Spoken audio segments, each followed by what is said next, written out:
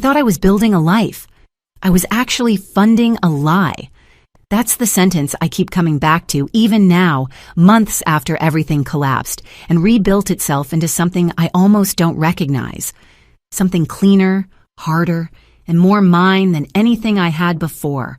I keep coming back to it because it's the most precise way I know to describe 3 years of marriage, 2 years of financial struggle, and one Tuesday afternoon in October when my neighbor Margaret called me at work and said 7 words that rearranged everything I thought I knew. Sweetheart, I just saw your husband carrying groceries. Not our groceries. Not groceries for our apartment, our refrigerator, our life together. Groceries for his mother's apartment. 2 large bags, the expensive kind. The kind with the dark green handles from the upscale market on Riverside that I had stopped shopping at 8 months ago because we couldn't afford it anymore. Because Daniel hadn't been paid in 3 months. Because Daniel's company was going through restructuring. Because Daniel needed me to cover the rent, the utilities, our car insurance, my own student loan payments, and the weekly groceries for the apartment we shared, while he figured things out. And I told myself that this was what partnership meant, that this was what you did when you loved someone, that the temporary financial imbalance was temporary, and that any day now the restructuring would resolve and the back pay would arrive and everything would balance again. I had been telling myself this for 3 months. I had been telling myself a lot of things. My name is Claire Whitmore. I'm 33 years old. I'm a senior compliance analyst at a mid-sized financial services firm downtown, the kind of job that sounds impressive at dinner parties and means practically that I spend my days auditing other people's financial decisions for inconsistencies, gaps, and deliberate misdirection. I'm professionally trained to notice when the numbers don't add up. I am professionally trained to identify patterns of concealment. I do this for a living, 5 days a week, and I did not notice it happening in my own home for 3 months. And this is the fact I will carry the longest, the one that sits in the back of my chest like a small, persistent stone. Daniel Whitmore. Formerly Daniel Marsh. He took my name when we married, something I had found romantic at the time and now find complicated in ways I'm still sorting through. Was 36 years old, senior account manager at a logistics consultancy, or so I believed. He was handsome in the specific way that had always made me feel slightly lucky. Not dramatically good-looking, but the kind of solid, dependable attractiveness that you associate with reliability. Dark hair going gray at the temples, a good jaw, the kind of man who holds doors open and makes eye contact when you're talking and always knows which wine to order. I met him at a friend's dinner party 4 years ago, and within 6 months I had decided he was the most solid person I had ever been close to, and I built my understanding of our life together on that foundation of solidity. The foundation had been, it turned out, substantially hollow. But I'm getting ahead of myself. Let me tell you about the morning before Margaret called. Let me tell you about the ordinary Tuesday that ended the first chapter of my adult life. I woke up at 6:15 to the alarm I'd set for years, the low, insistent chime that had pulled me out of sleep through graduate school, through my first job, through the early years of the marriage, when Daniel would groan and pull a pillow over his face, and I would laugh and kiss his shoulder and get up to make coffee. He didn't groan anymore.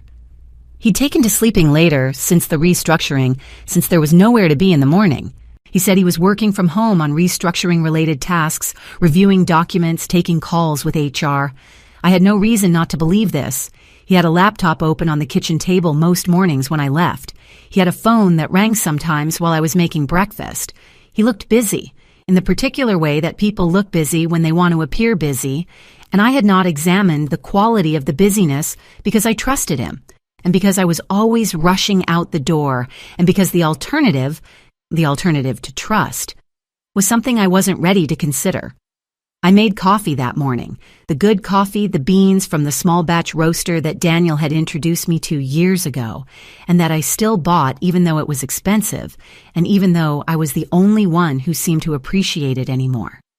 Daniel had been drinking instant recently, said the smell of the good coffee gave him headaches, which I'd accepted as one of those small, inexplicable physical changes that come with stress.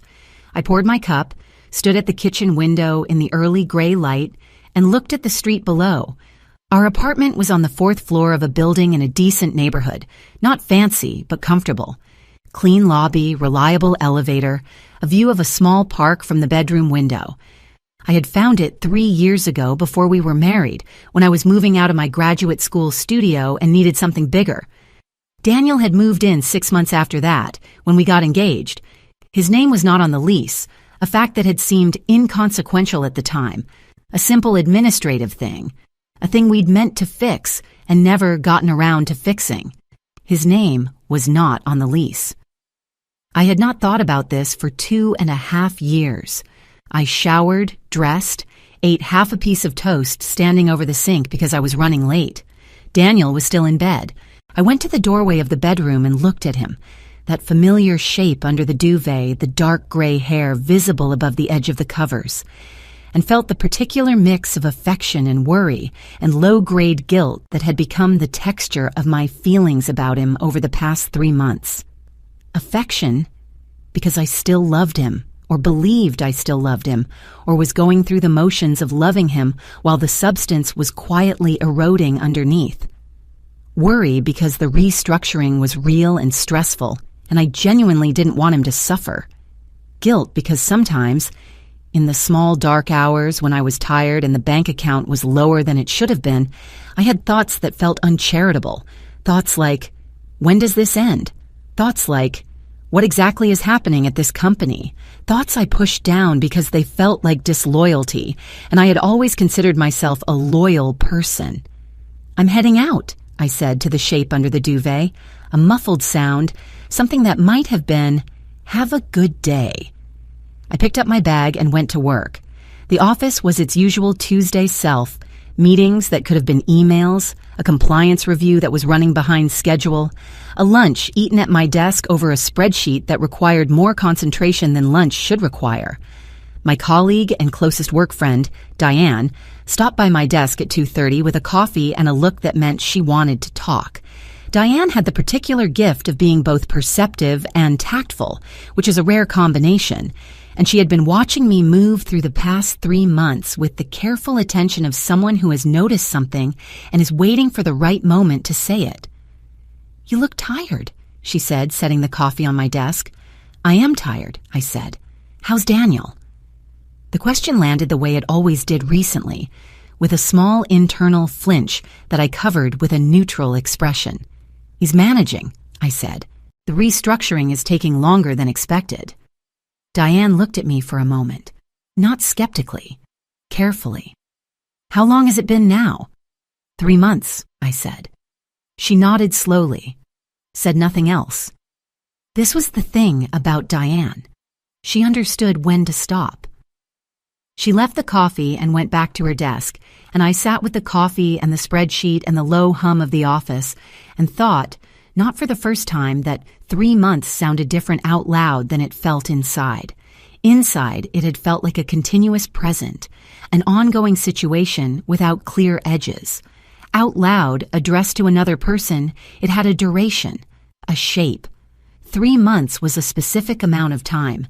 3 months was a quarter of a year. 3 months was 90 days of me covering every bill in our apartment, while Daniel sat at the kitchen table with his laptop and his instant coffee and his phone calls about restructuring. I went back to the spreadsheet. My phone rang at 4:17. I almost didn't answer it. I didn't recognize the number immediately, and I was in the middle of something. But something made me pick up. An instinct, maybe. The particular instinct that comes from being the kind of person who has learned, slowly and expensively, to pay attention to the things that feel slightly off. Claire? The voice was warm, elderly, slightly breathless. Margaret Chen, who lived in the apartment directly above mine and who had been a fixture of my building life for 3 years. She was 71 years old, sharp as a tack, with the observational precision of someone who had spent decades paying attention. She called me occasionally Building Matters, a package that had been delivered to the wrong floor, once to tell me that my car had a parking ticket. She was not a dramatic person. She did not call without reason. Margaret, I said, is everything okay? I'm fine, sweetheart, I'm fine, she said. I wasn't sure whether to call, and then I decided I would, because if it were me, I'd want to know. A pause. I was coming back from my sister's just now. I came up Riverside. You know how I go that way when I've been to Eleanor's.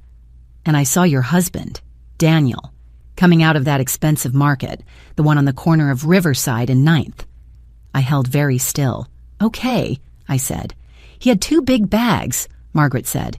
The dark green ones, you know, heavy. He was loading them into a car. Not your car, a car I didn't recognize, a dark blue sedan. And I almost just waved and kept going, but something made me follow. Not follow, just go the same direction, you know, because my building is that way anyway. Another pause. He stopped at that apartment building on Mercer.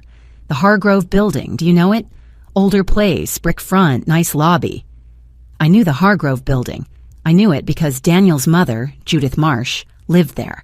Had lived there for 11 years in a 2-bedroom apartment on the 3rd floor that Daniel visited every other Sunday, while I, more often than not, stayed home. He took the bags inside, Margaret said.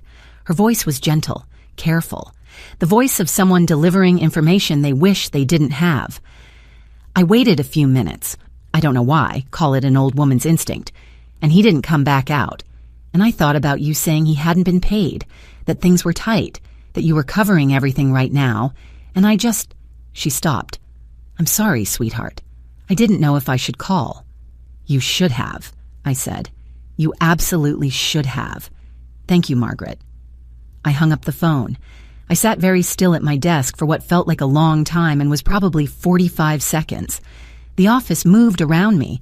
Keyboard sounds, a conversation somewhere across the floor, the distant noise of the elevator. I looked at my spreadsheet, at the numbers on the screen, at the careful columns of figures that I had been auditing for inconsistencies. I thought, I do this for a living. I thought, I do this for a living, and I didn't see it. I thought, how much didn't I see? I closed the spreadsheet. I opened a new browser tab. I typed the address of our joint bank account, the one Daniel and I had opened 18 months ago for shared household expenses, the one I had been depositing into every month while he deposited nothing because of the restructuring. I looked at the transaction history. Grocery store on Riverside, $412 6 days ago. Not my transaction. I hadn't been to that store in 8 months. I scrolled back further. Another grocery transaction, same store, 3 weeks before that. $287. Another one before that, in September. The amounts varied. The store was always the same. The dates were always weekdays, always in the early afternoon, always when I was at work. My hands were not shaking. This surprised me.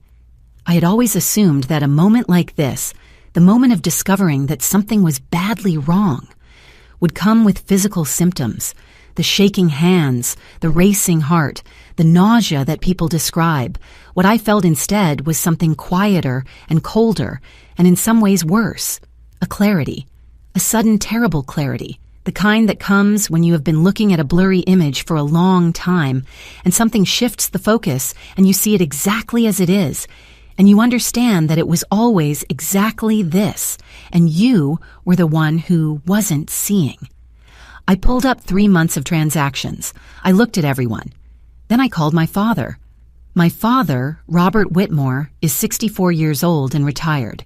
He spent 31 years as a police officer in this city, the last 12 as a detective in the Financial Crimes Unit, which is either a remarkable coincidence or an explanation for why I became a compliance analyst, depending on how you look at it. He retired 3 years ago, lives 20 minutes from me in the house where I grew up, and is the person I call when something is wrong in the specific way that requires both emotional support and practical expertise. He picked up on the second ring. Dad, I said. Something in my voice must have communicated the quality of the situation, because he said immediately, "Where are you?" "Still at the office," I said. "But I'm leaving now. Can I come to you?" "I'll put coffee on," he said. I told Diane I had a family situation. She looked at my face and said, "Go, whatever you need." I gathered my bag, my laptop, the printed transaction records I'd run from the shared account printer before leaving my desk, and I went downstairs and got into my car. On the drive to my father's house, I was very calm, dangerously calm, in the way of someone who has moved past the initial shock into something more organized. I drove carefully, obeyed all the traffic signals, kept both hands on the wheel. I listened to the radio. I did not call Daniel.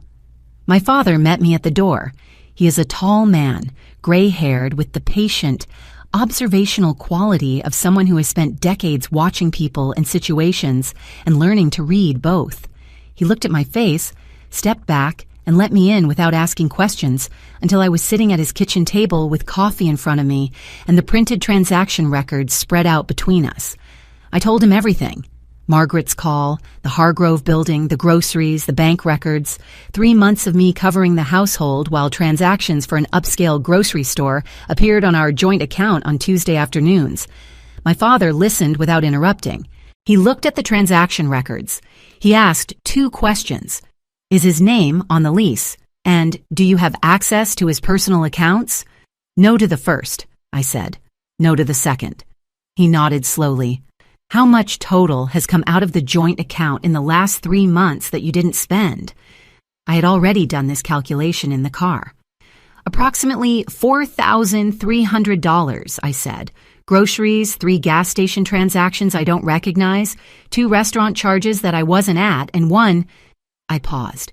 1 cash withdrawal of $800 2 months ago that I didn't authorize. The account requires both signatures for cash withdrawals over $500. My signature is on the withdrawal slip. I didn't sign it. My father looked at me. I know what a forged signature looks like, I said. I've been auditing financial documents for 6 years. My father set down his coffee cup. He picked up the printout with the withdrawal slip scan. I'd requested it from the bank's digital records before I left the office, and he looked at it for a long moment. Then he set it down. Okay, he said. I want to go to the Hargrove building, I said. He looked at me. Tonight? Tonight, I said. He looked at the records again. He looked at my face. Then he stood up, picked up his jacket from the back of his chair, and said, "Let me drive." The Hargrove building was exactly as Margaret had described it. Older brick construction, a well-maintained lobby with a doorman who buzzed us in when I said I was there to see Judith Marsh. I had been here before, several times in the early years of the marriage, for holiday visits that had been polite and faintly uncomfortable, in the way of relationships where 2 women are both doing their best and neither is entirely at ease.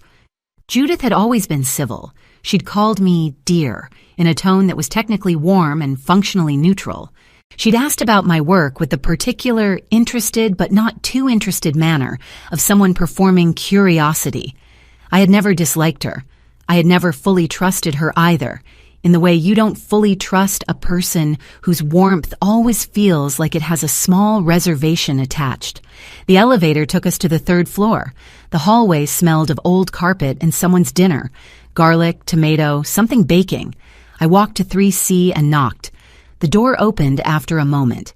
Judith Marsh was 61 years old, medium height, with the kind of carefully maintained appearance that speaks to a person who considers presentation important. Dark hair that she kept very controlled, a sweater set, reading glasses pushed up to the top of her head. She looked at me and then at my father, and something moved across her face. Too quick to name, but I saw it and I recognized it, because I had seen it on the faces of people I audited. The micro-expression of a person who has been expecting a conversation they hoped was still a few days away. "Claire," she said. Her voice was steady. Impressive, actually. "This is a surprise. And Robert, it's been a while." "Judith," my father said. "May we come in?" I said. She stepped back and opened the door wider, and my father and I walked into Judith Marsh's apartment. And my father, 31 years on the force, 12 in financial crimes, a man who had seen embezzlement schemes and insurance fraud and elder financial abuse and every variation of human financial misconduct, let out a low, quiet whistle. Not at Judith, at the apartment, at what was in it. I want to describe what we saw, because the description matters, and because this is the moment the story turned from a suspicion into a certainty, from a feeling into a fact. The apartment was not what I remembered from my visits years ago. It was substantially, visibly, expensively different. The furniture had been replaced. The modest older pieces I remembered were gone, and in their place were newer things, quality things. A substantial sectional sofa in a deep gray fabric, a dining table that was real wood, not veneer, a television on the wall that was large and recent. In the kitchen, visible through the open doorway, new appliances, the refrigerator stainless steel and matching, the type of matching kitchen set that costs several $1,000s and is sold as a package. On the kitchen counter, unpacked and arranged with the casual ease of things that belonged there, 2 dark green grocery bags, half unpacked, artisan cheese, good wine, the kind of olive oil that comes in a dark bottle and costs $30. My father made his sound and then was silent. Judith was still standing by the door. Her composure had developed a hairline crack, not in her expression, which remained controlled, but in the set of her shoulders, which had drawn slightly inward. "Where is Daniel?" I said. "He went back downstairs," she said. "He forgot something in the car." "He doesn't have a car," I said. "His car is in the shop. I've been driving him. He was using a borrowed car today." A pause. "Judith," I said, and my voice was very level, the way it gets when I am most certain about something and least interested in performing uncertainty. "I want you to tell me about the last 3 months." Judith Marsh had lived 61 years as a woman who controlled the rooms she was in. I had observed this about her across years of holiday dinners and birthday lunches and the formal, slightly stilted Sunday visits that had become the geography of my relationship with my mother-in-law. A relationship defined by mutual politeness and a careful, unspoken agreement to stay at a comfortable distance. She had always been the one who set the terms of every interaction, where we sat, when we ate, what we talked about when the visit was over. She did it so smoothly that it barely registered as control. It registered as hospitality. It registered as the natural authority of a woman in her own home. She was in her own home now, and for the first time in my experience of her, she was not in control of it. I watched her process this. I watched her look at me, at my face, which was steady and empty of the things she might have hoped to find there, the confusion or the hurt or the volatility that would have made this easier for her to manage. And then at my father, who had moved quietly to stand slightly to my left and slightly behind me in the particular positioning of someone who is not the lead in a situation, but is absolutely present in it. My father had a way of standing that communicated, without any single specific gesture, that he had been in rooms like this before and was not impressed by them. It was, I thought, probably the same way he had stood in rooms during 31 years of interviews and confrontations and the slow, patient unraveling of other people's carefully constructed stories. Judith looked at the grocery bags on her counter. She looked at me. "Let's sit down," she said. "I'd rather stand," I said. Another pause. Judith set her reading glasses down on the entry table. A small gesture, a reaching for an ordinary object in an extraordinary moment, the kind of thing people do when they need a second to organize themselves. Then she looked at me directly and said, "How much do you know?"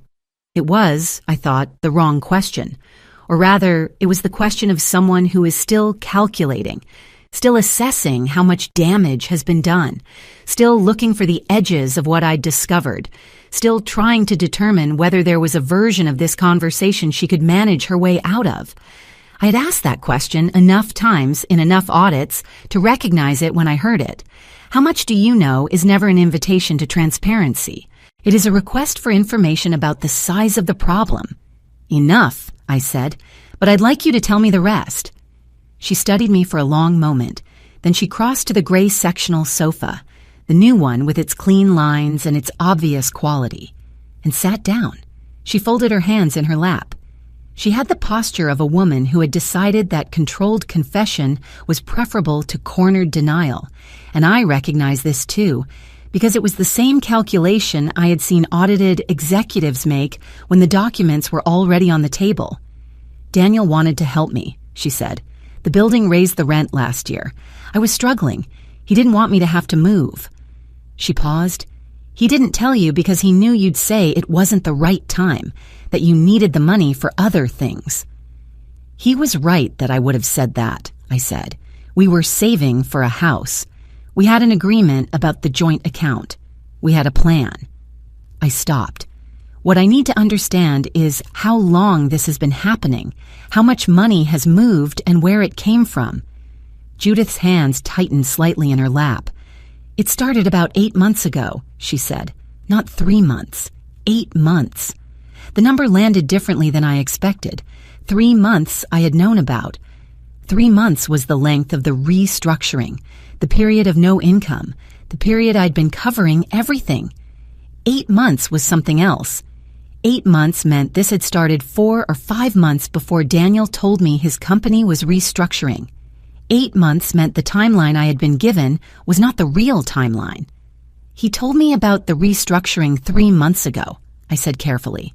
He said his company had frozen salaries during the process. Judith said nothing. Is that true? I said. Still nothing. Judith, I said. She looked at her hands. Daniel left his company 7 months ago, she said quietly. He resigned. There was no restructuring. The apartment was very still.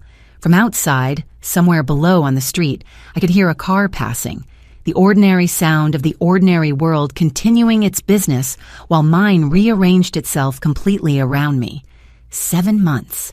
He had been unemployed for 7 months. He had told me 3 months. He had constructed a 4-month buffer of lies between the truth and what he'd allowed me to know, and he had used that buffer to continue spending money from our joint account, my money, the money I deposited every month from my salary, on his mother's apartment, his mother's groceries, his mother's new sectional sofa, and stainless steel appliances, and $30 olive oil. I thought of the $800 cash withdrawal, the forged signature. He's been spending from our joint account, I said, for 8 months. He was going to pay it back, Judith said. He's been interviewing. He was going to find something and pay it all back before you noticed. Before I noticed, I repeated. Something crossed her face. Not guilt, exactly, but something adjacent to it. He didn't want to worry you, she said. You work so hard. He didn't want you to feel like everything fell on you. Everything did fall on me, I said. It fell on me while he was pretending to go to an office. It fell on me while he was taking cash withdrawals from our account with my forged signature on the withdrawal slip. It fell on me while he was buying groceries for your apartment with money I earned and deposited into a joint account for our shared household expenses. I stopped. Where is he? Specifically. Where did he go? He said he forgot something in the car. He's been gone for 20 minutes, my father said. His voice was quiet and completely flat. It was the first time he had spoken since we walked in, and Judith looked at him the way people look at something they had briefly forgotten was in the room. He left when he saw your car in the lot, my father said to me. He recognized it. He's not coming back up. I looked at my father. He met my eyes with the calm certainty of a man who has read situations correctly for 3 decades and is not uncertain about this one. I took out my phone and called Daniel. He answered on the 4th ring. The ambient sound behind him was the street. Wind, a distant siren, the particular hollow echo of someone standing outside on a cold October night. Claire, he said. His voice had the quality of a person who has been preparing a speech and has now realized the speech is wrong for the situation they're actually in. I'm in your mother's apartment, I said. With my father. Tell me where you are. A long pause. I'm outside, he said. In the lot. Come upstairs, I said. Claire, I can explain. Come upstairs, Daniel. Another pause. Then, okay. I hung up. I stood in Judith's living room with its new furniture and its half-unpacked groceries, and my father standing quietly at my left shoulder, and I waited. Daniel came through the door 4 minutes later. He looked exactly as he had looked when I left him that morning. That familiar face, that familiar gray-at-the-temples hair, the solid, dependable appearance that I had built 3 years of marriage on. And he looked at me, and then at my father, and then at his mother, and his face did the thing that faces do when the story that has been maintained for a very long time meets the reality that has been quietly building outside it. It collapsed, not dramatically, no tears, no gesticulating, just a kind of settling, like a structure that has been under too much pressure finally releasing it. His shoulders came down, his jaw unclenched. He looked at me and said, "How long have you known?" "Since this afternoon," I said. "Margaret Chen called me." He closed his eyes. "The upstairs neighbor." "Yes," I said. "Tell me everything, from the beginning." He looked at his mother. She looked back at him with an expression I hadn't seen on her before. Not warmth, not coldness, but something that looked unmistakably like the expression of a woman who has been caught and is calculating whether her son or herself is in more trouble and what the optimal arrangement of that trouble might be. I filed this away. I filed everything away. I had been filing things away all evening, and my mental files were very full. Daniel sat down. He sat on the new sofa next to his mother, and he looked at his hands and he told me the truth, or a version of the truth. The version that was most favorable to his intentions, that emphasized confusion and shame over calculation, that framed everything as a series of situations that had each seemed manageable and had collectively become unmanageable. I listened to this version of the truth with the professional attention of someone who has spent years understanding the difference between what people say and what the documents show, and I noted the gaps and the glossings over and the strategic omissions, and I did not interrupt him.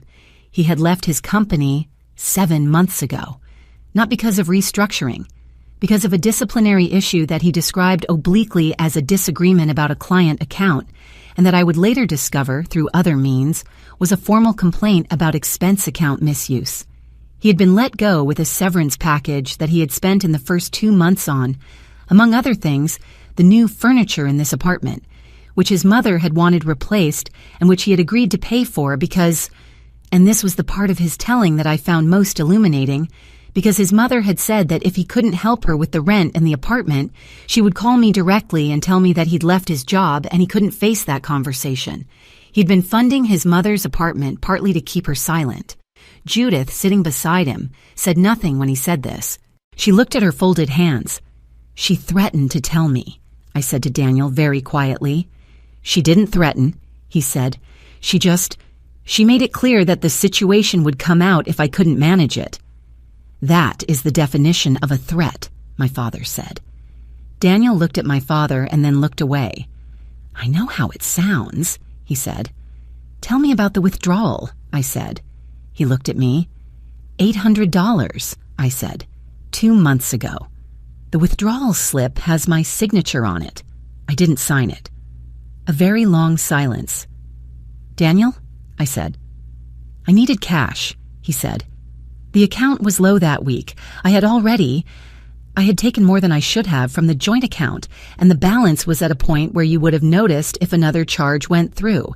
I needed cash for—" He stopped. "For what?" I said. He looked at his mother. "For what?" I said again. "Her building requires the rent in cash," he said. "They don't take transfers for below a certain amount. It's an old building. The management company is old-fashioned about—" "You forged my signature on a bank withdrawal slip," I said. He didn't answer. "You understand," I said, "that is a crime." "Claire." "That is not a rhetorical observation," I said. "That is a legal fact. Forging a signature on a financial document is fraud. My father spent 12 years in the financial crimes unit of this city's police department. He is standing in this room and has seen the withdrawal slip. This is not a conversation about feelings. This is a conversation about what happened and what it means and what happens next." Daniel looked at my father. My father looked back at him with a patience that had nothing warm in it. "I wasn't going to press charges," I said, "but I need you to understand what you did. I need you to understand exactly what you did and say it out loud." Another long silence. Then, "I forged your signature," he said, very quietly. "I took money from our joint account without your knowledge for 8 months. He paused. "I've been lying to you for 8 months. "About the job," I said. About the job, he said. About the money. Yes, about all of it. I looked at him. At this man I had married. This man I had made a life with. This man I had trusted with my money and my name and my plans for the future. I looked at him and felt something that surprised me with its precision. Not the hot, formless grief I might have expected, not the explosive anger, but something cold and clear. Something that felt like the moment in an audit when the last piece of the picture comes together and the picture is exactly as bad as you feared, and the remaining question is simply what to do with what you know. "Judith," I said. She looked up. "I want to understand your part in this," I said. "Daniel says you made it clear that the situation would come out if he couldn't manage the financial support. I want to know if that's accurate." She looked at her son. He looked at the floor. "He came to me when he lost his job," she said finally. "He told me he'd lost the job and he was afraid to tell you. He asked if I could help cover the rent for a few months while he found something new." A pause. "I said I needed the apartment updated. The furniture was old. I wanted new appliances. He said he'd handle it." Another pause. "I didn't ask where the money came from." "Did you know it was coming from our joint account?" I said. Silence. "Judith," I said. "I assumed it was his money," she said. "His savings." "He had no savings," I said.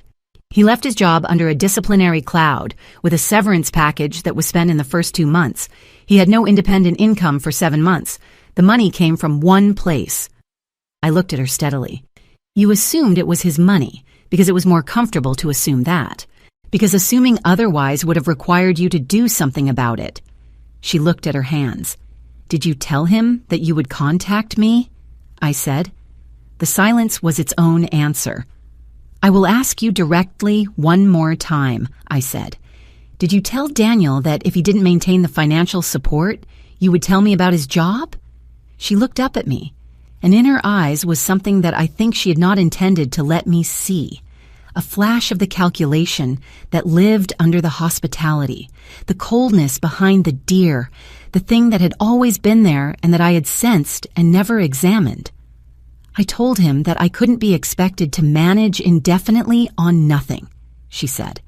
"That if he couldn't provide some support, we would need to have an honest conversation with everyone involved." "That is a yes," my father said. Judith looked at him. "You used your son's fear of honesty as leverage to continue receiving financial support that you knew was coming from your daughter-in-law's earnings," my father said.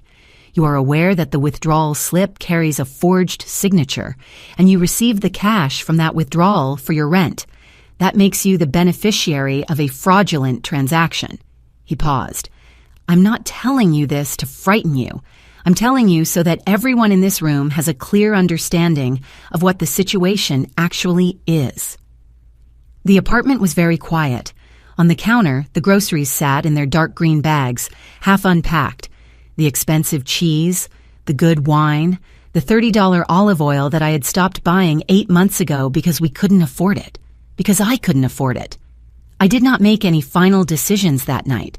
This is important to say, because there is a version of this story in which the climactic confrontation produces an immediate resolution. The villain confesses completely, the marriage ends or is saved, everything is tied up in the room where it came apart. That is not what happened. What happened is that I gathered information. I stated clearly what I knew. I ensured that Daniel and Judith both understood that I understood, and then I left with my father. In the elevator on the way down, my father said nothing.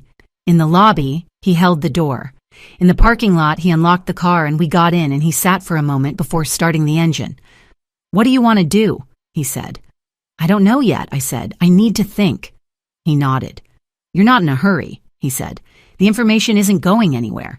Take the time you need." "The forged signature," I said, "is documented," he said. "The withdrawal slip is in the bank's records. If you want to pursue it, you can. If you don't have to. That decision is entirely yours." "What would you do?" I said. He started the car. "I'd secure my assets first," he said. "Tonight, if possible. Joint account, Transfer your direct deposit. He paused. I'd call Sarah Chen in the morning. Sarah Chen was a family lawyer I knew slightly through my father's connections. Sharp, practical, not prone to unnecessary drama. Get a clear picture of your legal position before you have any further conversations. And Daniel? Daniel can sleep on his mother's new sofa tonight, my father said. We drove in silence for a while. The city moved past the windows in its usual way. Lit windows, moving people, the ordinary ongoing business of a Tuesday night. I sat in the passenger seat and thought about 8 months of mornings, 8 months of leaving for work, while Daniel sat at the kitchen table with his laptop and his instant coffee and his phone calls that I now understood had not been calls about restructuring. I thought about the forged signature on the withdrawal slip and what it said about the calculation that had been made. The calculation that my noticing was a risk that could be managed by copying my signature rather than a boundary that should not be crossed. I thought about what that calculation revealed about how I had been understood, not as a partner, as a resource, as a supply. I thought about Judith's face when she said she'd assumed it was his money, the flatness of the assumption, the comfort of it. I took out my phone. I opened the banking app. I transferred the balance of the joint account, what remained of it, into my personal account. I changed my direct deposit information. I took a screenshot of every transaction from the past 8 months and emailed it to myself and to my father. By the time we reached my father's house, the administrative part was done. "Come in," my father said. "I'll make dinner." "I'm not hungry," I said. "Come in anyway," he said. I went in. He made pasta, something simple, something warm, the same pasta he had made when I was a child, and something had gone wrong and needed to be sat with quietly in a warm kitchen. I ate most of it. We talked about practical things, the lawyer, the lease, what I needed to document before the formal conversations began. We did not talk about feelings. There would be time for feelings later. Right now, there were things to do, and doing them was what I knew how to do, and my father understood this because he had raised me and because he was the same way. At 9:30, I drove home. The apartment was empty. Daniel had not come back, which was either a decision he'd made or a decision that had been made for him by the understanding that the apartment would not be a comfortable place to be. I stood in the kitchen for a moment and looked at the ordinary objects of our shared life. The coffee grinder, the dish rack, the photo on the refrigerator from a trip we'd taken 2 years ago. I looked at them without the lens of the story I had been telling myself, and they looked different. Not ugly, not ruined, just different. Objects from a life that had turned out to be other than what I thought it was. I made tea. I sat at the kitchen table, Daniel's spot where he'd sat every morning with his laptop and his fake work and his instant coffee. And I opened my laptop and I began to write down everything I knew in the precise chronological order in which I knew it, in the manner of someone who is preparing documentation that may need to be presented to other people at other times.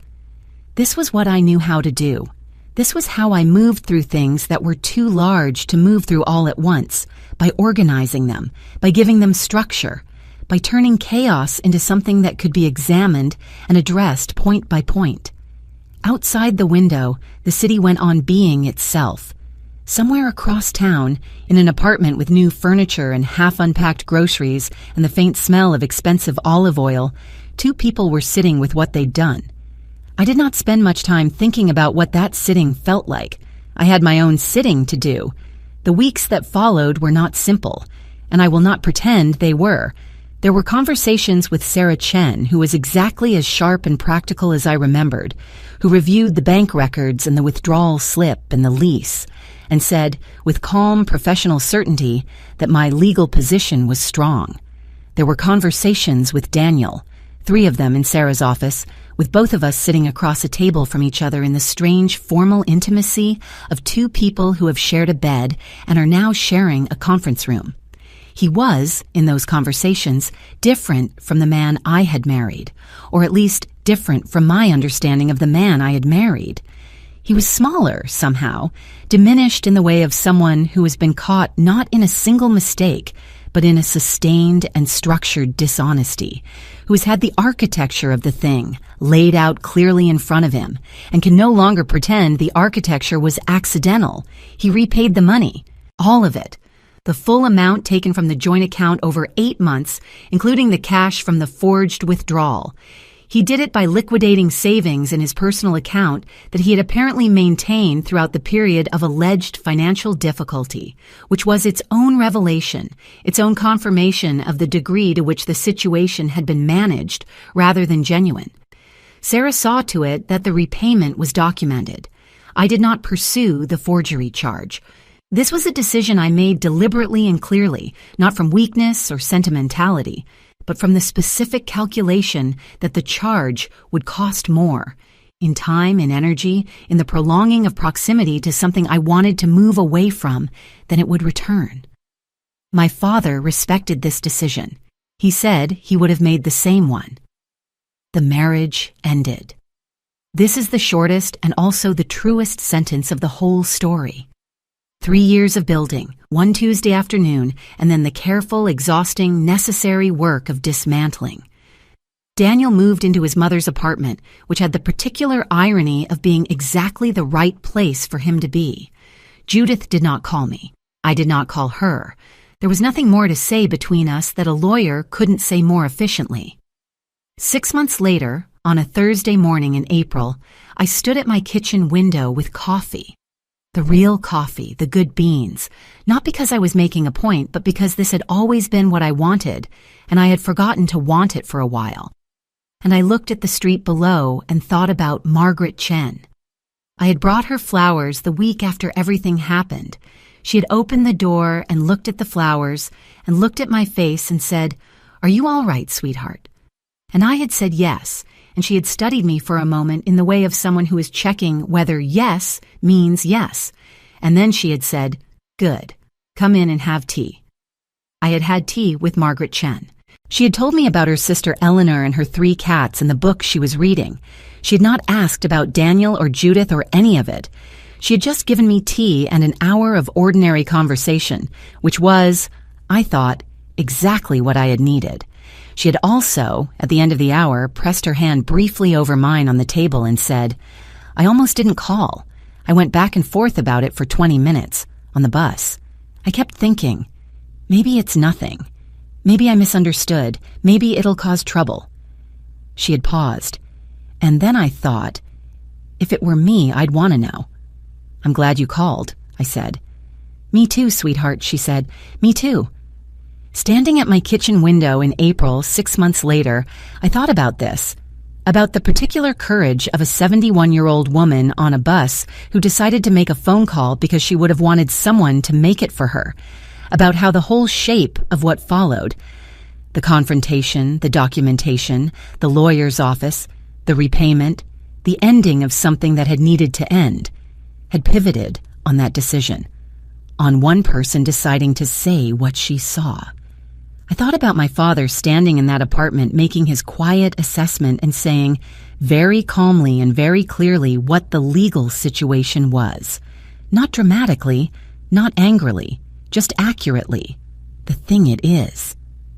I thought about Daniel on his mother's new sofa, and about Judith with her folded hands, and about the dark green grocery bags on the counter, and about the $30 olive oil, and I thought, I do this for a living. The noticing.